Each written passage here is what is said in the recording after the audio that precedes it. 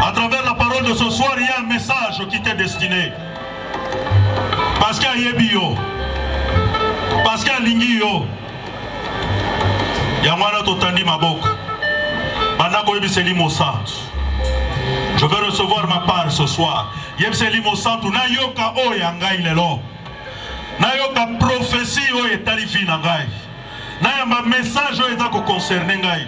Intention à bisoto la kisaki nzambe sika ya linya ya nola yebiseli mosantu nazala distraité que ce moment nazala concentré que ce moment nazala récepteur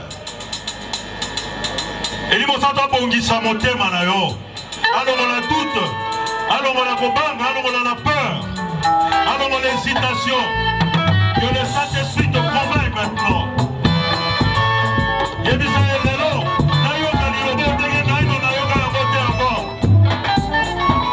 Je vais recevoir ma part ce soir.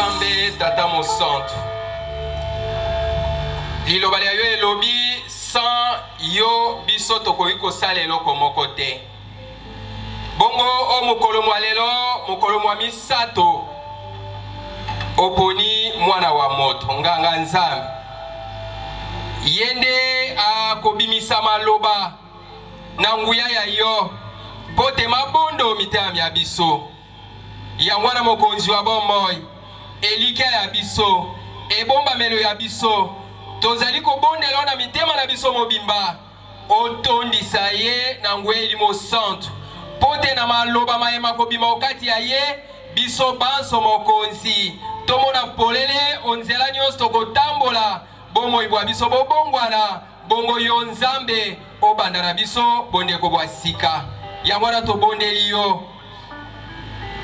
opesa ye maloba mabwanya opesa ye maloba mamayele opesa ye makoki manso pote na profesi ya kobimisa opoko ya lelo mitema mya biso mipaswana obatele na mabe manso obatele na ba flesh nyonso ya munguna pote kombo na yo nzambe ezwa lokumu tobondeli bona kombo ya Yesu Kristu o azali mokonzi pe mobikisi wa biso. Gloire et louange à toi Seigneur Jésus-Christ. À écouter la parole de ce soir, le message de ce soir. Il est le seul à Yebibiso Malam. Il connaît ce frère, il connaît cette sœur.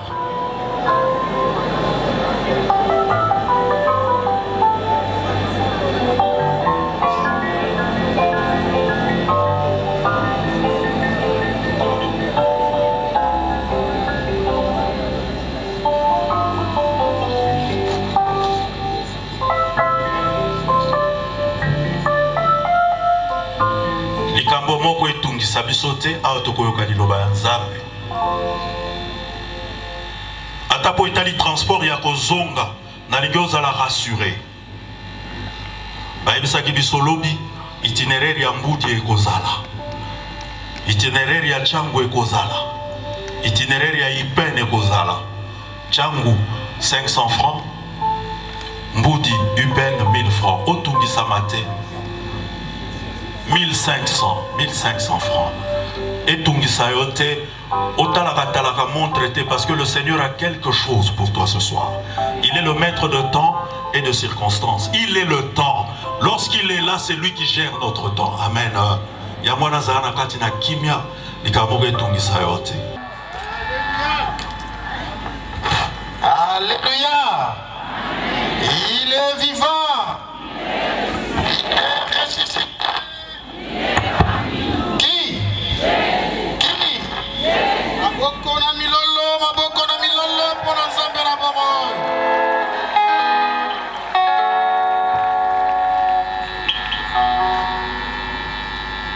Bana balibota ya Nzambe boboto bondeko. Sans moi, vous ne pouvez rien.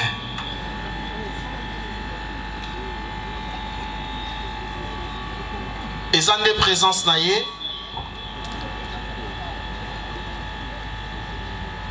parce qu'ils ont volonté naïe, banga soukate a sangwa lobi tokufa. Parce que na lobi zo yango pe lokola poko liboso. Alors soko bangi suka banga pe bande, donc zonga na libumoma na yo obota malelo ko banga liwati na lobi zo yango lokola poko ya liboso, zo yango lokola poko ya suka, parce que omi lobeli likambo e ko sali malelo oyo Nzamba ko salelo, eh ben ezali source prophétie ya bonheur e ko ya lobi, ezali garantie ya vie na ngai ya lobi, et ya soko pesa ngai garantie wana et assurer ngai o nyonso koyela ngai lobi. Yango wana mon frère, ma sœur, Nzambe wana aza ko s'inviter na kati ya vie na yo na pokwa lelo, alingi akota na kati ya vie na yo, parce que ebandeli ya vie wana ya yebi secret na yo. Nzambe wana afandisio epa yo fandi wana azali Nzambe oyo alingi apesa ordre, parce que akoni ayebi bo moyibo yo koleka yo, pe alingi ordre wana lelo na pokwa lelo et s'exécuter. Nzambe wana apesi yo temps ya pokwa lelo, Nzambe wana apesi yo instant ya mate ya pokwa lelo, azali Nzambe oyo alingi atala yo lolenge nini yo okobéir comme inconnu. Alors oui, c'est possible. Comme quelqu'un de connu, c'est possible. Nzambe wana ya pokwa elelo oyo afandisi yo wana azali Nzambe oyo alingi à partir ya makambo masato mana eloko moko se produire na vie na yo. Oza peut-être déjà objet ba miracle songolo pakala déjà vie na yo. Vie na yo eza déjà miracle comme volonté ya Nzambe, parce que senga ki yango te. Abi aza capable da kosala lisusu koleka na pokwa lelo. Alors Nzambe wana lingi moto nyonso afandi pembeni na yo, na gauche na yo, na droite na yo, liboso na yo pe sima na yo, azala témoin ya intervention divine na pokwa lelo na kati ya vie na yo. Soki aza sur place te azala oyo komona yo avant minuit ekoka na ndako na yo. Yango wana thème ya biso oyo ezali koloba te soko ngai te okosala eloko moko te nangi naloba na Nzambe iyo, parce que soko yo te mbele nga naza na bomoi te, naza na bomoi po yo olukaki. Soko yo te nga na kosala eloko moko te, c'est normal, parce que pema oyo ezali kosala ke nga na respirer librement lelo eza pema na peseli mbongo te na kotikala kopesa mbongo te, mokolo yo ko décider mopepe wana ekatana vi na nga pe ekatani. C'est vrai, parce que soko yo décidé te si ma vie terrestre na ngana mona elongi na yo, eh ben na komona yo te. Donc nyonso ya ngai mokonzi Nzambe ezali po yo olingi. kosenga na yo nzambe loba na nga bobeli loba moko na tosa oyo nyonso ekozala orientation ya vie na ngai à partir ya liloba na yo yango nde likambo Pierre asalaki yango nde likambo Pierre akokisaki na etinda bobele moko na ordre bobele moko Pierre amoni makamwisi ya nzambe mpe alobi na nzambe wana te lokola yo namona te liboso na yo mpe nsima na yo nakotikala komona te nalingi liloba wana ezali liloba na yo ya pokwa lelo ezali liloba na ngai ya pokwa lelo yango tokotala sous-thème na biso ya pokwa lelo lokola bapesi biso yango sur ta parole je jette le filet lokola yo pesi etinda nakobwaka moniama nzambe na ngai nabwaka moniama epai nakobwaka moniama na pokwa lelo nzambe na ngai namona makamwisi na yo totangi na Luc 5 1 à 7 Luc 5 1 à 7 tolandi motangi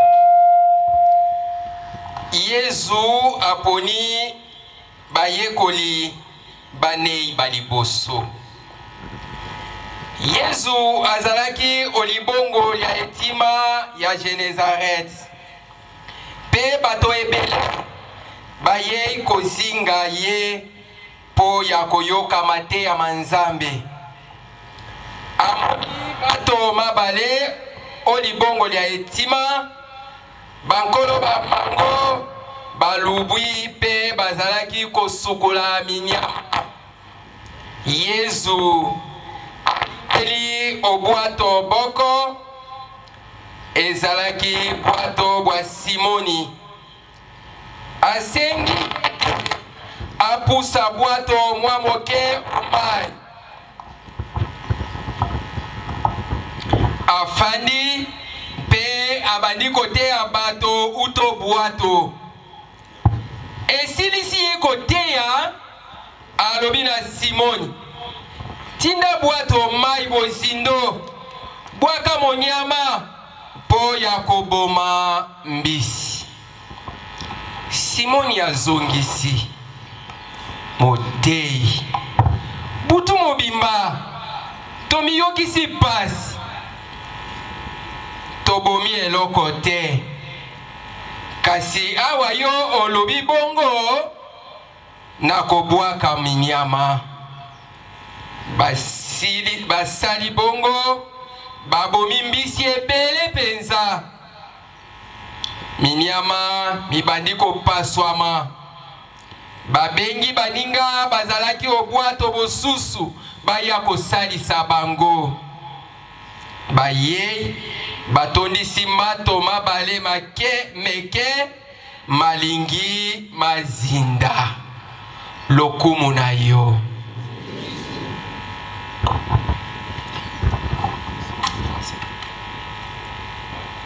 totangi na lopoto appel des 4 premiers disciples. Or, il advint comme la foule les serrait de près et écoutait la parole de Dieu, tandis que lui s'éteignait sur les bords du lac de Génézareth, qu'il vit 2 petites barques arrêtées sur les bords du lac. Les pêcheurs en étaient descendus et lavaient leurs filets. Il monta dans l'une des barques qui était à Simon et pria celui-ci de s'éloigner un peu de la terre. Puis, s'étant assis de la barque, il enseignait les foules. Quand il eut cessé de parler, il dit à Simon, « Avance en eau profonde et lâchez vos filets pour la pêche. » Simon répondit, « Maître, nous avons peiné toute une nuit sans rien prendre. Mais sur ta parole, je vais lâcher les filets. » Et l'ayant fait, ils capturèrent une grande multitude de poissons et leurs filets se rompaient. Ils firent signe alors à leurs associés qui étaient dans l'autre barque de venir à leur aide. Ils vinrent et l'on remplit les 2 barques au point qu'elles s'enfonçaient. Gloire et louange à toi. Lokumu yo bana banzambe makambo manei. Makambo manei na litangi touti koyoka epai wapi Yesu akomilengele po ya kopona bayeba kosala na ye mosala. Likambo ya liboso epai Yesu akobeleme pene na bayebanso basangani po tapesa liloba eloko ya liboso tozali komona wana Yesu aza na esika ya kofanda te. Eza lokola awa moteya ye aza na esika ya kofanda te. Mpona nini? Parce que epai yakei ezali esika ye etangami mpo ya koteya liloba ya Nzambe te, ezali esika etangami mpo ya koloba mbisi. Elokola alingi atransforme yango na esika ya koteya liloba ya Nzambe, Jésus Christ asengeli na mwa esika ya kofanda. Il va s'inviter dans la barque de Pierre.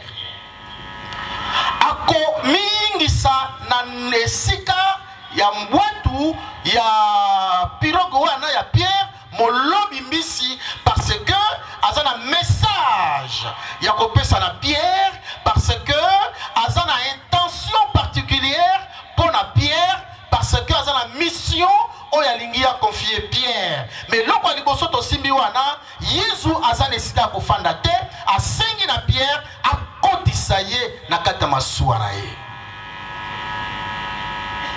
Etango akokota na kati na masuwa na ye, Yesu akoluka eloko moko nesika ye azwi bolamu ya Pierre, apesa na Pierre oyo Pierre azangi. Yesu alingi akende a partir ya besoin, a partir ya posa, a partir ya souci ya Pierre, pote alakisa na ye au-delà du fait que naza oza capable, parce que Pierre azalaki pécheur monene. Au-delà, il y a besoin oyo zolinga ozo la satisfaction. Et ça n'a pas satisfaction mususu oyo et tikali kozala ta besoin ya vie na yo tezozela yo. Amen. Et loko oyo zali kozela, oza capable kozwa ngo na kati na ibale wana, mais na ngina pesa yo oyo ezangi yo, oza capable kozwa te sangai.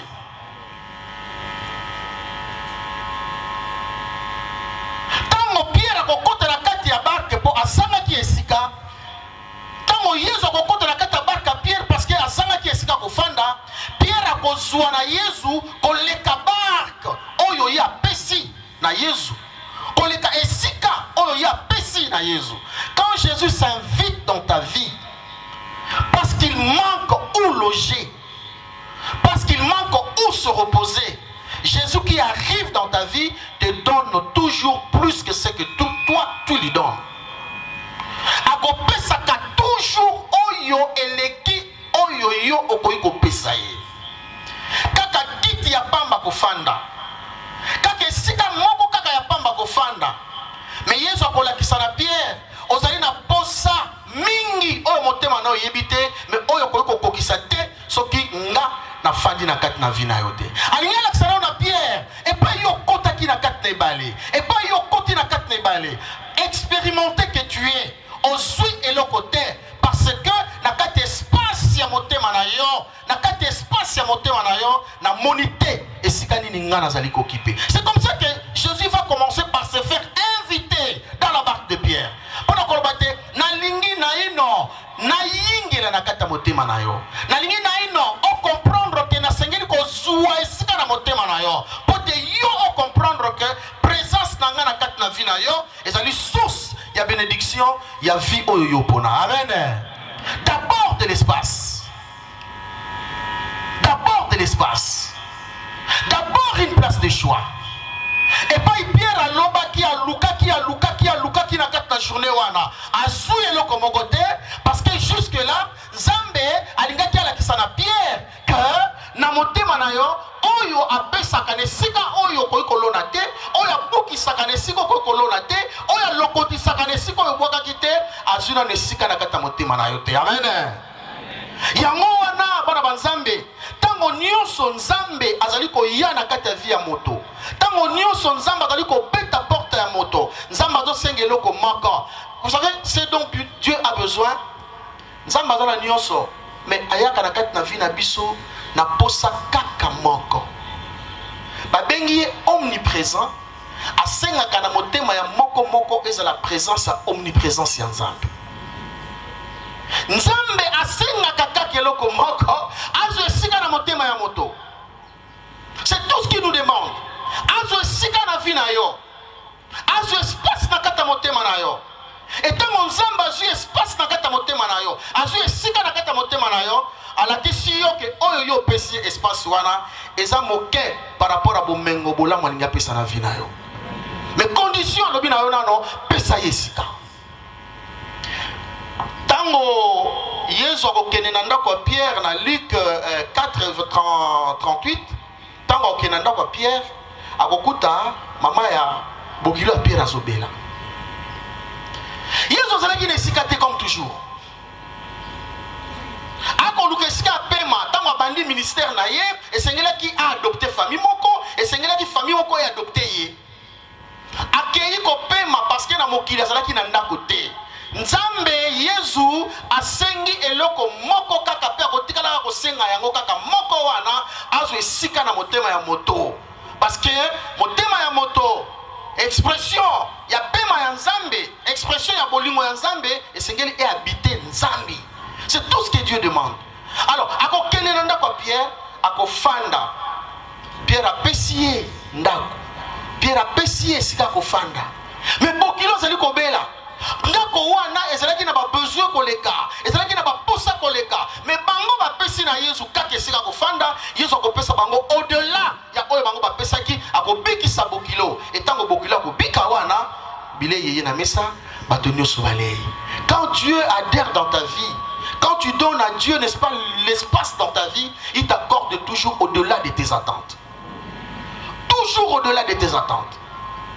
Condition ezali kaka moko po nzamba sombelo motuka, po nzamba sombelo avion, po nzamba si sa classe na yo, po nzambe. Condition c'est moko kaka qui occupe de l'espace dans ton cœur. Qui occupe de l'espace dans ton cœur. Azo esika na kata motema na yo. Et tant ozali ko esika na kata motema na yo, ye alukaki kaka esika ya kofanda, mais ya ko pesa yo au-delà ya esika ya kofanda. Apesi na Pierre au-delà.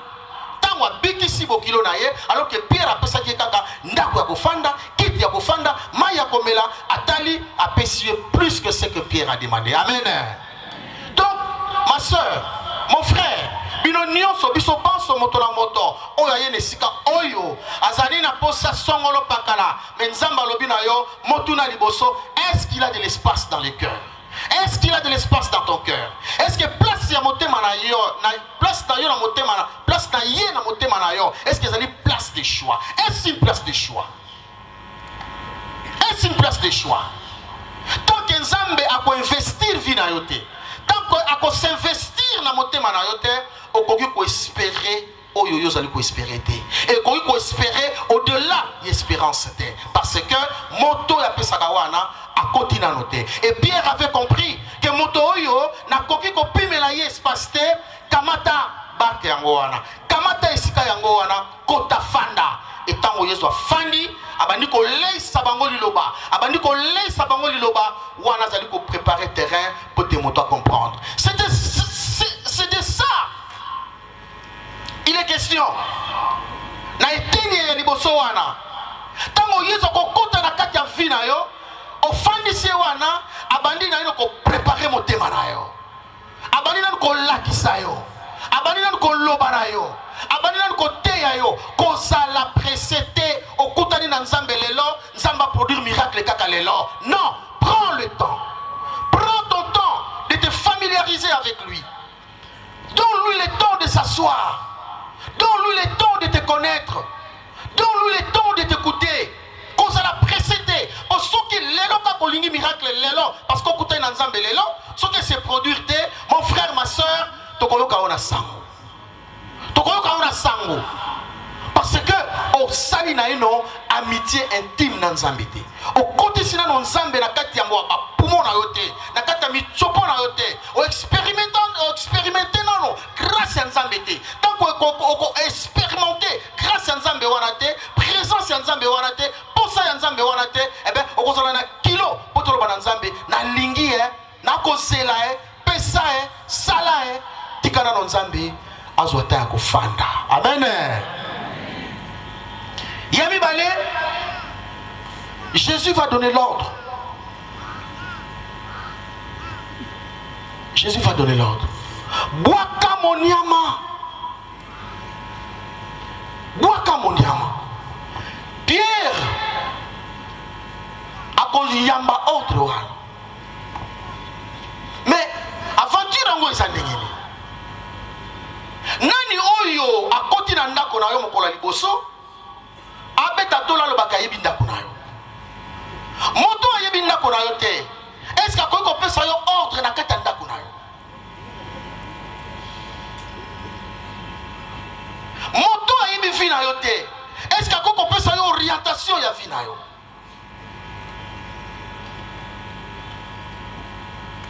Yesu akotele makoloba na Pierre alors que Yesu a pécheur te. A une expérience à maïté. A une expérience à pêche te. Ata filé ya pamba sukola te na vie na ye soki ba lobi makama mabaya toko comprendre dans une expérience mabaya po tata na ye akata ki mabaya. Mais là il est question de filer, il est question ya ibali. Et c'est question ya ba mbonge. A une expérience wana te. Et ça lokolo yambi moto uti village songolo pakala kaka mukola liboso zo bana yo mama mbule zuya botia kantini awa. Oh. Mbule zuya to tia kantini awa nana lobaki na onda kuna biso itangaka. Et puis ce qui est tangaka mbula liboso ezo nokela yo awa komo ko yeba ke maye kitaka awa mama moni tolobaka na bino batu na bino mboka bango yo baye moto oyo yebi ndako na yo te akoko pesa ordre na kata ndako na yo te moto yebi vi na yo te akoko pesa ordre na kata vi na yo te. Mais je voudrais te dire ce soir, celui qui va te donner cet ordre là te connaît mieux que toi-même, c'est Jésus. Yé à côté les mains, à côté ça yo ordre, ma soeur, à côté les mains, à côté ça yo ordre, mon frère, parce que ndako na yo wana avant ton ango yasi atonga kia. Vi wana ko betela tolo lelo, avant yo dondo nango mokile mo na yo, yé moto apesa ki pe ma pote mokili wana, bomo wana et pesa mela yo. Il te connaît mieux que toi-même. Voilà pourquoi il va se lever, il va se tenir devant toi pour te donner un certain ordre. Alors yo lo bana mo konzi nzambe ordre wana yo lingi na domaine nini. Pierre m'a pesi ordre na domaine ya compétence na ye. Na domaine à compétence na ye. Na lobi nzambe telema. Na lingi yo pesa ordre par rapport à l'étude na ngai parce que wana des soucis à vie na ngai là. Na lingi yo pesa ordre nzambe pona mombongo na ngai parce que yango zo le sabana na ngai là. Na lingi yo telema mokonzi nzambe pesa ordre na la démarche na ngai parce que yango ezali garantie à vie na ngai lobi. Na lingi nzambe o telema o pesa ordre na domaine nyonso au-delà même de mes attentes parce que Seigneur tu connais ma vie mieux que moi-même. Motoko ko kota na vie moto ta pesa ordre motoko kota na ndako moto ta pesa ordre na bike ndako na ngai bomo ina ngai yo nzambe olukaki yango avant que ngana ya na mokili nini ko bomba malibuso na yo nzambe nini yo ko bomba malibuso na yo nzambe. Pierre a tellement quitté aloba na Yesu voilà to uti na pêche non ayaki koloba na ye après ordre to luki butu mobimba to pepe butu mobimba zambe to monité. C'est ce que je dirais à Dieu, c'est ce que je lui dirais zambe na ngai na domaine oyonga na lembi ni na tangiti modèle ni na tangélité zambe passage à quelle saisate mon bon ni na salité zambe avancement ezalité nzamba koloba na yo avant commerce na mokili ngai nde zambe na yebaki avant ba ebatela kelasi nga nzambe na yebaki libala nga nzambe moto na kelaki eloko songolo pakala moko te oyo eza na se ya moi même oyo koya lobi emonene na miso batote et ya ce que ngai nzambe naza na mayele nango. Nzambe aza toujours na une longueur d'avance par rapport à ba invention ya moto ya ngona nzambe na bimisela yo lelo. Oyo nyonso ezali souffrance, oyo nyonso ezali problème, oyo nyonso ezali difficulté, poto yo nzambe otelemelango, opesa ngai ordre, c'est-à-dire orientation. Ce qu'il me faudra pour te vie est changer dans le domaine. Pierre, azeba kitete, Jésus Christ a une intention de changer mon sala. Ya ko longola ye mo lobi miss, akomisa ye mo lobi bato. Po wana ba lobi et pas wapi Jésus azali ko pona batei baye bayambo, baye koli baye bayambo, oyo ba kozala ba apostolo baye. Alingi a changer ye vie, a changer ye orientation. Alobi omoni si on a une action dans le domaine oyo et qu'on salate butu tomoy lilobana yo se moko et la kisa bokasi bonzambe liboso ya pasi ya bato. Amen. Eza la lisusu bokasi na yo liboso ya misite. Eza su bokasi na yo na bolobite. Bokasi na yo na filete. Non. Liloba moko yo Pierre okoloba. Eza la bokasi bonzambe liboso ya pasi ya bato. Et c'est ce que Pierre va faire. Ma soeur, tu as l'impression que Dieu ne te connaît pas. Il ne connaît pas ton problème. Il ne connaît pas tes soucis. Et Zali lokola ndeko telemi liboso moto na balabala, moto moko telemi na ye, akoloba na ye makambo, akoloba na yo oyebi ngandengeni. Ndengeni no yebi ngokoloba makambo na ngai ndenge ezali. Parce que moto kokoloba makambo na nga oyo ayebi ngai. Ma soeur, il y a plus que cet homme-là qui t'a vu un jour dans la rue. Mon frère, il y a plus que cet homme-là qui t'a rencontré un jour dans une circonstance donnée. C'est Jésus de Nazareth qui te connaît mieux que toi-même. Avant que Oloba, avant que Omona, avant que Otuna, Yesi a télémaki à l'obinayo, jette le filet parce qu'il y a des soucis. Pierre a l'obéla qui a inventé, c'est après l'ordre. Le bon amour dit Nzambe, na yebi, yanga mongo mo tebi magate. Nzambe yo yebi de A à Z, oh nous c'est les problèmes au moté manangai. Yango on a confiance dans les appareils. Tango Yesu a compris sa ordre wana, alingi que Pierre a comprendre que l'élo et en a moko ya télémélié, o yazali capable de changer cours ya vie naie na seconde moko. O yazali capable de changer cours ya histoire naie na seconde moko. Et Nzamba za capable d'un seul ordre. D'un seul ordre. Na liloba moko, Nzamba za capable de changer orientation à vie naio, ba to ba telmi ba kamwe ba tuni yeto yete et toi tu répondras et ça ka ngai na bongwani te. Soki na bongwani parce que na lati oyo akilangai. Amen. Et c'est ce que Dieu veut. Na yo na ngai na poko lelo. Quand il va donner cet ordre là.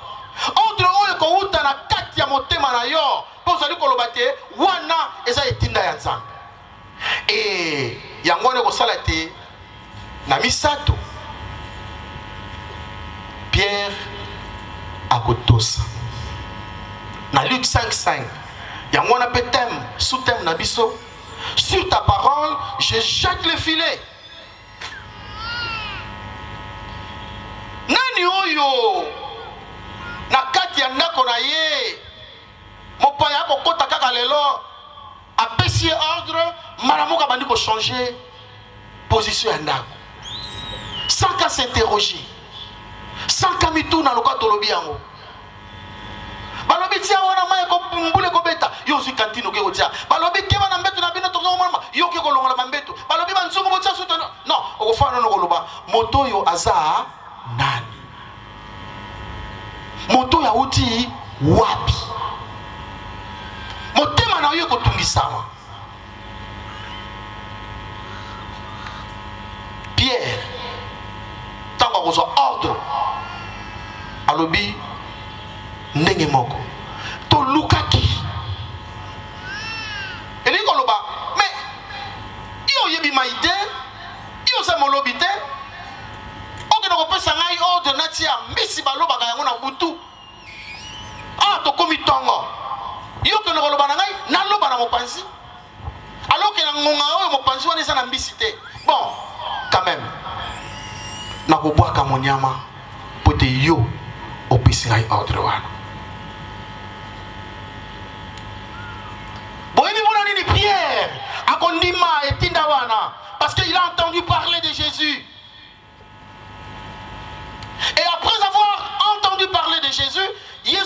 Kristo wana akobele mapana ye Pierre akosala expérience ya mibale akoyoka ye akomona ye ayokaki bato balobaki mpona kombo ya Yesu sika ozali kovivre Yesu wana na liloba na ye parce que ntango akoti na kata masuwa na ye Pierre abandi na ye no koteya ayoki ye et Pierre akondima ordre na ye parce que alingi akokisa eteni ya misato alingi a expérimenter grandeur puissance ya Yesu wana le wana mokonzi nzambe j'ai entendu parler de toi et je t'ai entendu me parler moi. Donne-moi l'occasion de faire une troisième expérience, l'expérimentation de la grandeur de ton amour dans ma propre vie. Na yokaki bato batelemaki batatola bonene na yo nzambe. Lokola Pierre ayokaki ke miracle salamaki kuna. Yesu moko boye, ndeko moko boye ayokaki. Nzambe ngai moko na zui occasion, ba campagne ni na kotité. Ba neve ni na salité. Prière ni na salité nzambe. Na yoki olobeli ngai na monoko ya bato. Na yoka yo lobela nga na kata motema na yo. Au-delà ya oyo bato basoko témoigner pour na kombo na yo nzambe. Ngai moko na yoki na matoi. Mais na vivre dans nos changements. Na vie na ngai te ya présence na yo na kati na ngai. Na lingi te mokonzi nzambe ezala kaka tango nyonso na yokaki na monaki na vie ya songolo pakala na lingi kaka te bato batelemaka baya kotatolaka nga na yokaka lisolo na lingi na vivre na lingi lelo nga nazala objet ya miracle ya vie na yo ya vie na ngai epai na yo na boyi nakende kotémoigne epai ya bato témoignage nga na yoka na lingi na témoigner oyo nga na vivre nga na yo relation personnelle ya nga na yo yango wana Pierre alobi nakobwaka monyama mpona vivre na expérimenter nzambe alingi alakisa na Pierre c'est vrai omoni soki ozwaki te nalingi nalakisa yo ke oza na adresse ya malamu te oza na esika ya malamu te nangi ochange adresse nangi ochange mosala nangi ochange lolenge ya kotala makambo lolenge ya komona makambo lolenge ya kosala makambo nzambe akochange ye adresse akochange ye position nzambe naza capable ya kochange position soki ordre outi epai na yo nzambe naza capable ya kochange position soki ordre outi epai na yo eza na mama moko wana ntango bakoteyaka makambo etali bongo deuxième bureau troisième bureau alors mama wana azalaki et chaque fois na kati na losambo loko tozali wanabike ba deuxième ba quatrième ba douzième bureau mpe awa boza na bino azangaki te retraite azali nini akosambela mazalaki troisième femme ya mobali songolo bateyaki me mokolo oyo ngonga na ye ekokaki nganga nzambe moko aye koteya wana balobi position oyo yo ozali na yango soki file na yo ozali kokontinue kobima pamba malgré kolia komela tako kochange position wana te mama likambo songolo pakala wana okozila yango solution te cette femme est restée tourmentée tout le temps qui a suivi. Afandisi Baranaï.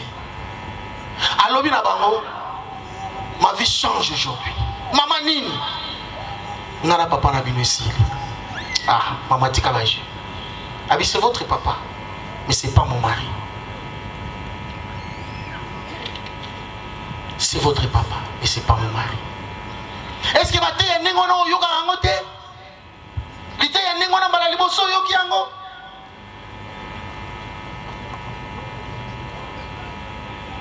est-ce que mbala liboso Pierre ayoka na vie na ye to betana na ngambo yaza pécheur est-ce que mbala liboso Pierre ayoka ki longona na filo ke na ngambo wana asa yokati to longona na koto yo to ke na koto asa yokati mais quand l'heure avait sonné Pierre avait compris qu'il fallait obéir et quand l'heure avait sonné pour cette femme elle avait compris qu'il changer de vie. Et quand cette femme avait accepté de changer de vie, tout a changé dans sa vie. A comprendre que Alekisa Kingonga, malgré le pango, malgré voiture, malgré bana, malgré nyonso, a comprendre que Alekisa Kingonga musika na Nzambe. Amen.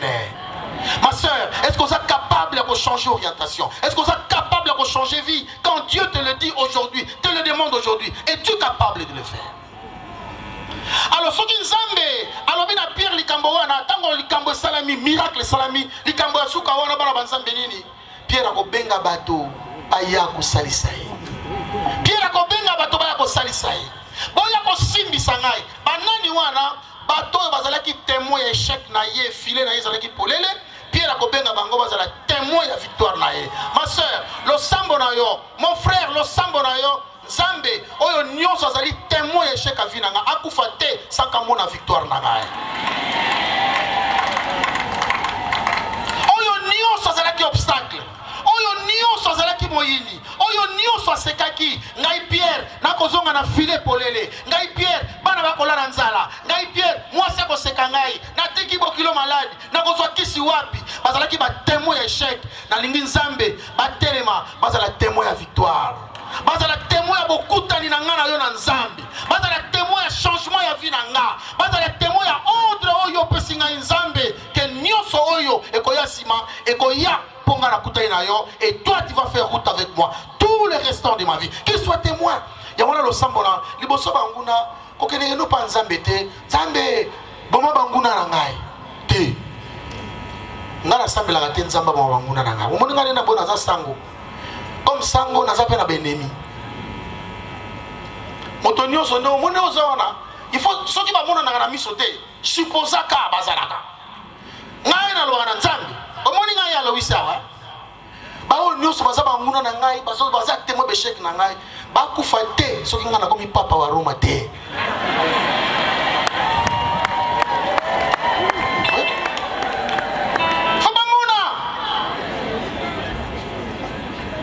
Soki na komi papa wa Roma te bakufa te. So na kufi na nga sima bakufa na bango bon, bakufi na bango. Lobaka na Nzambe, mon frère, ma soeur, yebisaka Nzambe. Nakoya ko luka ennemi te.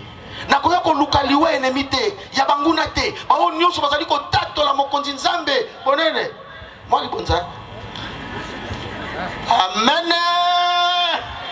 Atala matumboli. Nzambe, nakufa te soki ya pesi libonza te.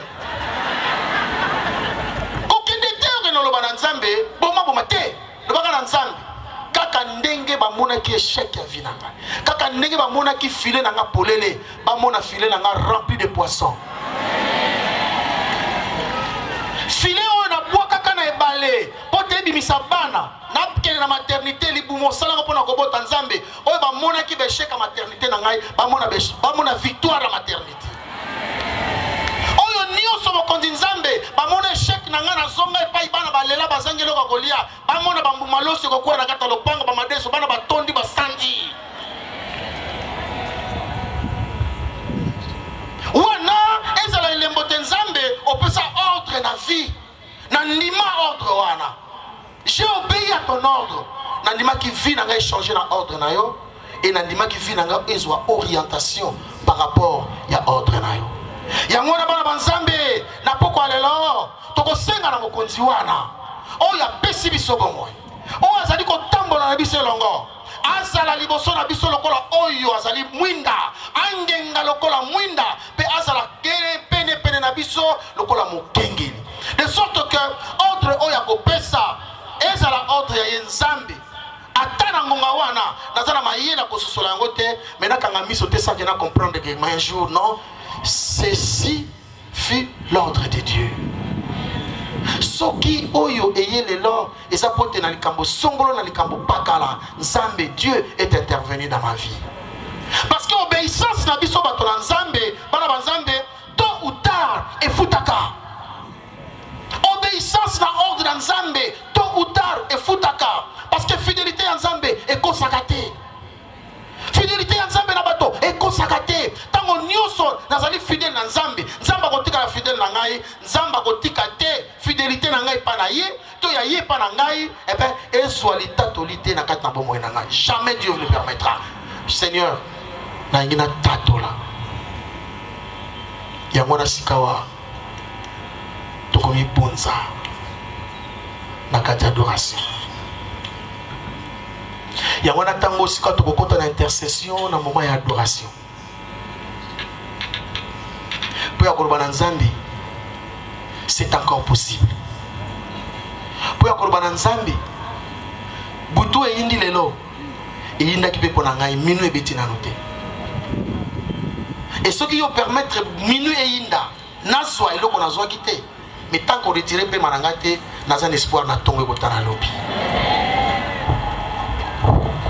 nalingi sika na ntango moko azwa position ya mosamba moko azwa position na kati na adoration toki tosala sika awa kombo ya Nzambe oyo etangami na kati ya motema na yo po te azwa esika kombo ya Nzambe oyo etangami na kati ya motema na yo po te abongola makanisi po te apesa eloko ya sika po te achange vie na yo kombo ya Nzambe wana ezala objet ya litatoli na yo na pokwa lelo kamata attitude ya adoration na kati ya adoration tokoti na kati ya intercession.